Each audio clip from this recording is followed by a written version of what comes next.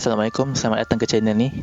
Okey, cerita kali ni dikirimkan yang bertajuk Kisah Seram Misteri Hantu Penanggal Bukit Botak. Cerita kali ni dikirimkan oleh Encik Hamid. Menurut Encik Hamid, kisah seram yang melibatkan hantu penanggal ni, untuk pengetahuan semua orang, hantu penanggal ini ialah manusia yang mengamalkan ilmu hitam dengan menghisap darah orang yang baru bersalin. Jadi hantu penanggal ni berbeza dengan hantu yang lain. Kalau hantu yang lain mungkin adalah jin ataupun manusia yang telah meninggal yang menjelma menjadi hantu, tetapi hantu penanggal ini merupakan manusia yang masih hidup, iaitu manusia yang belum mati tapi dia mengamalkan ilmu hitam. Jadi dia seolah-olah disumpah menjadi penanggal lah, dengan ilmu yang dia amalkan tu. Hantu penanggal ni amat popular pada zaman dahulu. Manusia yang mengamalkan ilmu hitam ini akan mengikat dirinya terlebih dahulu pada tiang rumah dengan bumbung yang sudah siap terbuka di atas untuk memudahkan kepala yang ditanggalkannya keluar dan pulang dengan selamat. Kisah seram misteri hantu penanggal ni berlaku di Bukit Botak. Di negeri mana tak perlulah saya bagi tahu dekat sini.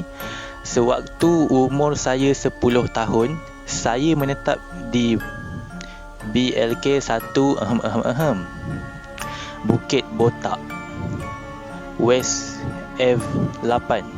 Kisah seram ini berlaku pada pukul 3 pagi. Waktu itu saya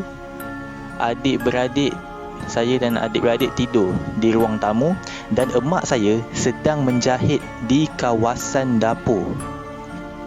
So adik-beradik dan juga dia sedang tidur dan emak dia ada dekat dapur sedang menjahit. Antara saya dan emak, kami terpisah dengan sebuah tembok di mana emak menjahit di sebelah belakang tembok dan tempat tidur saya di sebelah depan. So anda boleh bayangkan macam mana. Ketika saya sedang tidur-tidur ayam, tiba-tiba saya terdengar emak berbual berseorangan. "Apa yang kau nak?" Saya dengar emak saya berkata begitu seorang-seorang. Pada masa itu, telefon bimbit belum menjadi keperluan asas lagi.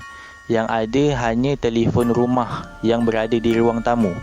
Jadi mustahil kalau mak saya bercakap di telefon, sebab mak saya berada di dapur dan telefon tu berada di ruang tamu. So dia bercakap dengan siapa tu? Di saat itu saya pun keliru, dan sebagai budak kecil yang nakal, saya pun mengintip di tepi dinding yang ada pada saya pun mengintip di tepi dinding tersebut. Sekali lagi, saya mendengar suara emak berkata, "Jangan usik aku dan keluarga aku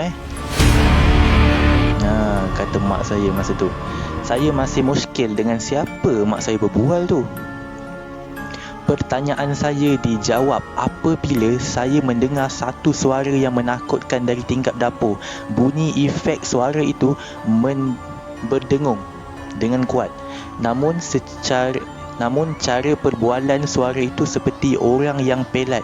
Suara itu berkata, "Nak berkawan dengan aku?" Mak saya menjawab, "Tidak sekali.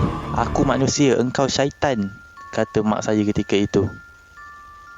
Sepintas itu suara itu ketawa.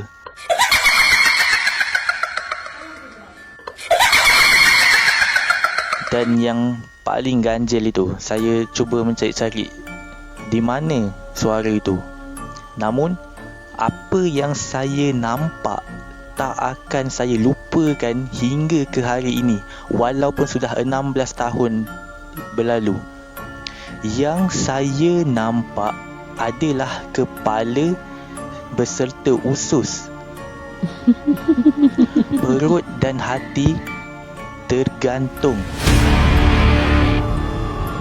makhluk bernama hantu penanggal. Tapi ada sesuatu yang ganjil. Selain mukanya yang hodoh, tulang, dagu makhluk tersebut macam tercabut dan tergantung dengan sisa-sisa kulit dan urat. Baru saya faham kerana mulutnya yang cacat itu sebab cara perbualannya pelat macam budak-budak kecil. Baru nak belajar bercakap. Lebih menyeramkan apabila melihat mulutnya yang dah cacat itu bergoyang bila bercakap, seolah-olah sedang mengunyah daging sesuatu. Jadi itu sajalah pengalaman seram saya yang diceritakan oleh pengirim kita tadi. Terima kasih kepada pengirim. So, dalam apa saja yang kita buat, kita jangan sampai terlibat dengan ilmu hitam, sebab itu dah dikira mensyirikkan Allah. So, kita ada Tuhan dan agama lain pun ada Tuhan masing-masing.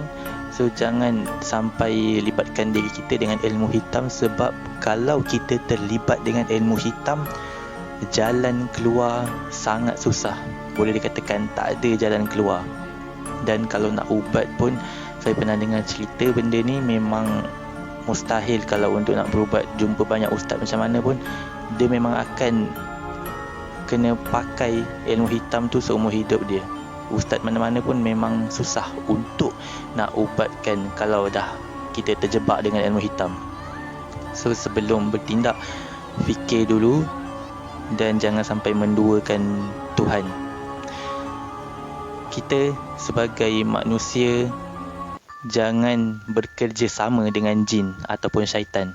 So terima kasih kerana tengok video ni sampai habis. Jangan lupa like, jangan lupa subscribe dan jangan lupa share cerita pengalaman korang. Kalau boleh pengalaman yang betul, kisah benar, yang bukan direka-reka. So terima kasih kerana tengok video ni.